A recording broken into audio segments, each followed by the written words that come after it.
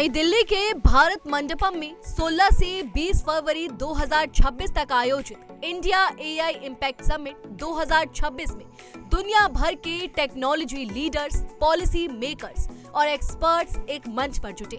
सवाल था एआई का भविष्य कैसा हो, और जवाब में भारत ने सिर्फ टेक्नोलॉजी की बात नहीं की, बल्कि इंसानियत को केंद्र में रखने का साफ संदेश दिया।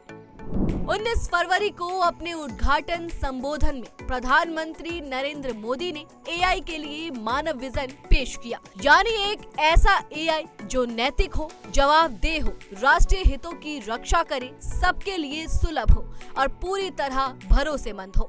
उन्होंने साफ कहा कि एआई सिर्फ डेटा और एल्गोरिदम नहीं है, बल्कि यह इंसानी मूल्यों और गरिमा से जुड़ा विषय है। यही सोच इस समिट की सबसे बड़ी ताकत बनकर सामने आई।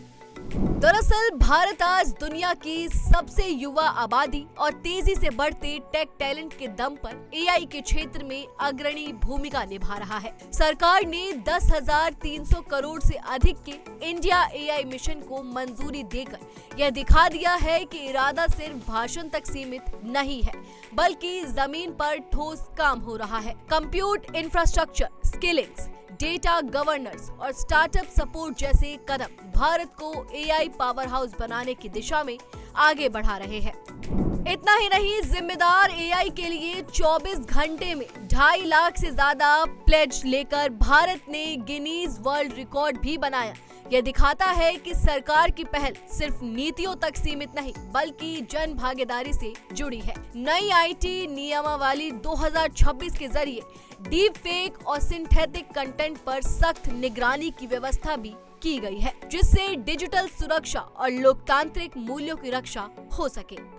कुल मिलाकर इंडिया एआई इम्पैक्ट समिट 2026 ने दुनिया को यह संदेश दिया कि भारत टेक्नोलॉजी में आगे बढ़ते हुए भी नैतिकता, पारदर्शिता और राष्ट्रीय हितों को सर्वोपरि रखता है। सरकार की दूरदर्शी सोच और मजबूत नीतियों के साथ भारत एक ऐसे एआई भविष्य की नींव रख रहा है जो न सिर्फ डिजिटल रूप से सशक्त हो, बल्कि इंसानियत के लिए भी फायदेमंद हो।